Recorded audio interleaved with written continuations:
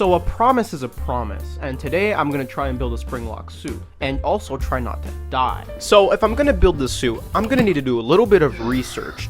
So I went online and looked up Springlock suits, and behind all of the FNAF Rule 34, there's actually a pretty good idea of what a Springlock suit is. And honestly, all it does is pull back animatronic parts so someone could fit inside.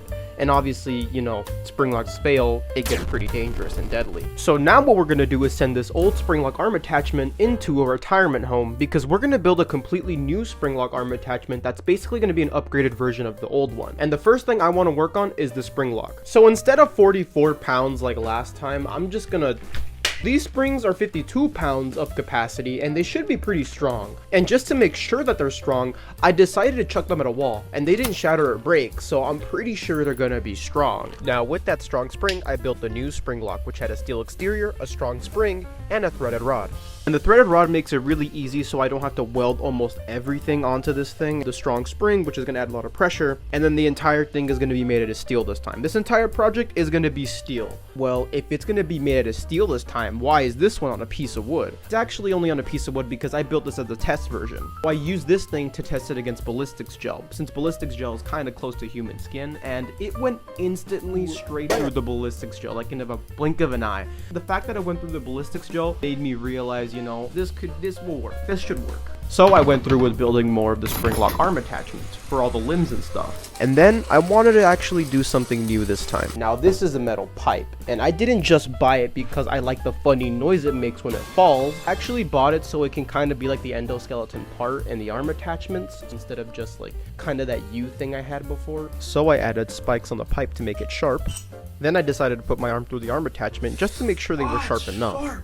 And now after all that labor, we have two Springlock arm attachments to make one full arm Springlock. Not gonna lie, it's not that bad. I tested it out a little bit and I thought it was gonna fail, but it didn't. It actually did pretty well. It was able to hold on to this mannequin's arm pretty well, so I imagine that it would do a lot of damage if it was against, you know, something like an actual arm. Definitely seems like it could do its job. So sick. This thing didn't kill me or like puncture skin. I would wear this shit every day, dude. That's pretty sick. Now all I gotta do is make like 4 more of these. We're almost there. All I gotta do is like work on the chest area. I already have a plan for that, so it should be good. So everything was going right. It was going smooth. I was building the Springlock chest area, the breast area, the Springlock breast and chest, and I realized this part that I'm thinking of doing looks really bad. That kind of sucked. And it did look really bad. I did not like how it looked at all. It was too short. I feel like the design for the back, I feel like it would only work for the limbs. So I had to think of a completely new design. And then it came to me. My brain short-circuited. My neurons in my brain. They said, hey, why don't I just build like a really bad bear trap and then put it in the chest area? I heard that idea in my head and I thought, I'm stupid. Wow, I'm really, really dumb. I'm so stupid. And the fact that I'm stupid, so I decided it was a good idea and moved on with that. I kind of went with like the idea that it's supposed to be close to like the movie version, and I'm like, bear trap, that's basically a bear trap, so if I make a bear trap, it'll even out. I don't know, so I made a bear trap. So first I made this, which used a little bit of a smaller extension spring, and I didn't really like it. I was like, that's way too weak. So then I moved on to a 150-pound spring for like punching bags. See, I went from like small spring to monster spring, so I was like, how am I gonna do this? So I basically tried to do the same thing I did with the first one, and I made the same layout, and it did work pretty well. It was actually strong. So I made this plate where I was gonna put both of the springs on, and you might say, that looks like you cut that blind, and if you did say that, you'd actually be right. Now I sized up most of these parts because I didn't realize that, ooh, strong spring equal, I'm gonna break all your parts, so you're gonna have to get some new ones. And then I welded everything down. And I was surprised I was able to make welding look like a 10-year-old hot glue project. But I'm not trying to question my welds, I'm trying to question if this thing actually works.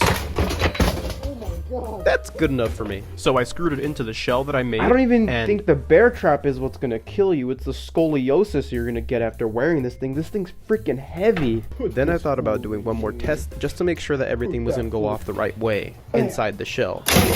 Oh, it didn't set off at the same time, but you get the idea. You get the idea. Look at those marks right there. Look at that, dude. It looks like a shark bite. That's crazy. And after that test, everything was finally ready to go. So you got your Springlock shorts, chest plate with your Springlock arms right here. It's everything here all at once. I know some people might say, where's the shell? Like, where's the fur part? And not gonna lie, I kind of made this version so you guys can see like the inner workings and all that, see all the stuff, you know, inside the suit. You know, with the plastic, you wouldn't be able to see any of the cool stuff, so I didn't put it there. And also, I'm not a furry. So now I'm planning to Springlock this dummy, and y'all might be saying, we want a ballistic gel dummy. And you know, I actually would like to use a $6,000 ballistic gel dummy too. There's actually a scientific reason why I didn't do it this time, and I'll explain it in Fortnite terms. So basically, I don't have enough V-Bucks to buy the battle pass. So I want to try Springlocking this guy now. This is the purple man. This is the purple dude, the dude that's purple, the bad guy from the game. Well, that's the mannequin. The mannequin's the bad guy from the game. And the arms worked exactly how I wanted them to. They went straight through the arms perfectly. And then the size of the chest, oh my god, it looked just like the movie, kinda. But the legs, well, we don't talk about the legs. That one was pretty alright. So, I mean, it's not perfect. It's not perfect at all. As a first version of the Springlock suit I was gonna make, this isn't too bad. Is it dangerous? Yes. Very dangerous. Very, very dangerous. This mannequin's plastic. It's actually doing pretty well against the Springlocks. But a person in this suit, I like the thought of that, it just like makes you cringe. It's a very dangerous suit, and I'm glad I was able to kind of make it work. I think the craziest part too is that like these parts are like stuck. I mean, it may not be lore accurate, and it may be a piece of trash and garbage, but that's my Springlock suit. Did I waste almost 2 months building it? Yeah.